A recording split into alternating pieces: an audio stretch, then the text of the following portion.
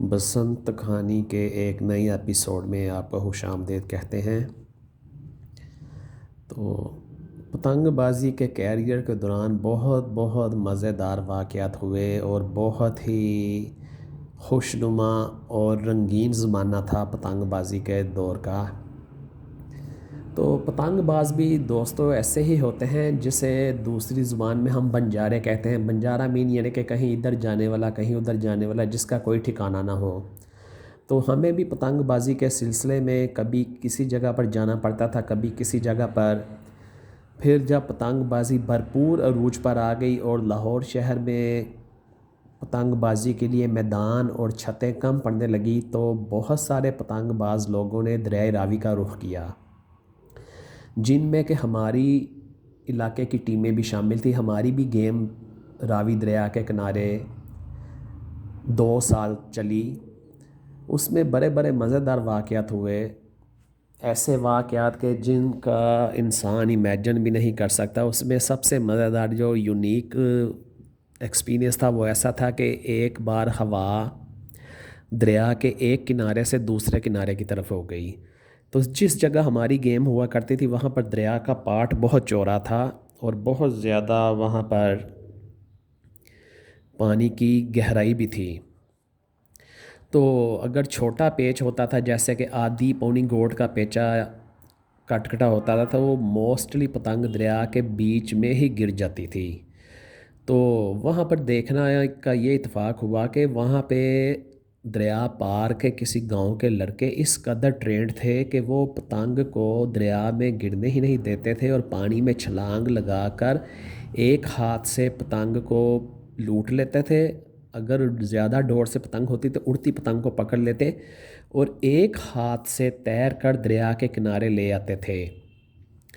اور کچھ دیدہ دلیر ان میں سے ایسے لڑکے بھی تھے جو کہ اپنا تندی گڈا لے کر دریا کے بیچ میں جو خشک جگہ ہوتی ہے وہاں تیر کر جا پہنچتے تھے اور وہاں سے دریا کے مڈ میں سے اپنا تندی والے گڈے اڑا کر وہ دریا میں گرنے والی پتنگوں کو چمور کر واپس لے آتے تھے۔ تو یہ ایک بہت ہی زبردست اور بہت ہی شاندار قسم کا ایکسپیرینس تھا جب پہلی بار دیکھا۔ اور پھر دوسری وہاں پر مزے کی بات یہ بھی ہوتی تھی کہ کھلے میدانوں میں پتنگ بازوں کو پتہ ہوگا کہ کئی دفعہ ایسا ہوتا ہے کہ ہوا جو ہوتی ہے وہ نیچے سے تو پتنگ یا گڈا جلدی کیے نہیں اڑتا، لیکن 2 3 4 لار اوپر جا کر پوری لس ہوتی ہے، جس میں کہ سم ٹائم گڈا اور پتنگ اتنی ہوا ہوتی ہے کہ ٹوٹ بھی جاتا ہے یا گیرے کھانے شروع کر دیتی ہیں پتنگیں۔ تو دریا کے کنارے ہمارے ساتھ ایسے بھی ایکسپیرینس ہوتے تھے کہ گاؤں کے کسی چھوٹے بچے کو کہنا کہ جا چھوٹے کنی دیکھ رہا، تو اس کو سمجھانا ہے کہ پتنگ کو یہاں سے تناؤں سے پکڑنا تاکہ وہ کاغذ سے پکڑو گے تو ڈور پیچھے سے اٹکے گی تو کہیں تمہاری انگلیاں پتنگ میں نہ گھس جائیں۔ تو وہ اس نے کہنا دوں کنی، اس کا کہنا نہیں اور پیچھے چلایا تھوڑا، اس نے اور پیچھے چلایا، کہنا اور تھوڑا آگے چلایا۔ سم ٹائم کچھ لڑکے اتنے شرارتی اور اتنے کھرانٹ ہوتے تھے کہ وہ جب دیکھتے تھے کہ اب یہ کافی آگے میں کنی دینے کے لیے آگے ہوں، وہ آگے سے دانتوں سے پتنگ کی ڈور توڑ کر پھینک دیتے اور بھاگ جاتے تھے۔ اگر تو وہ پاس کوئی موٹر سائیکل وغیرہ ہوتی تو پیچھے بھاگ کر سم ٹائم ان کو پکڑ بھی لیا جاتا تھا، لیکن موسٹلی ایسا ہوتا تھا کہ وہ لڑکے نکل جاتے تھے۔ اور اس طرح کے واقعات میں 1 2 بار وہاں لڑائی کے بھی واقعات ہوئے۔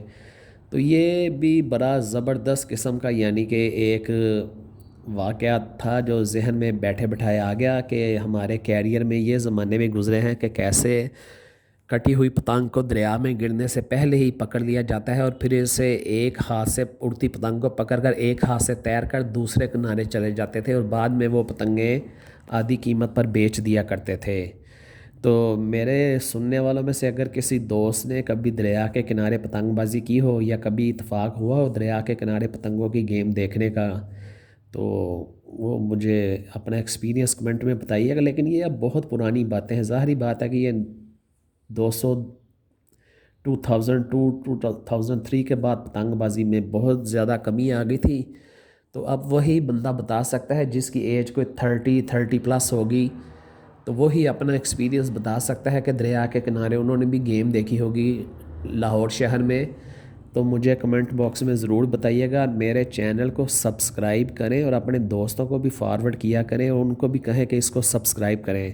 تو پھر کسی نئے ایپیسوڈ میں اور مزیدار سے واقعے میں آپ سے ملاقات ہوگی. تب تک کے لیے اجازت دیجیے. اللہ حافظ.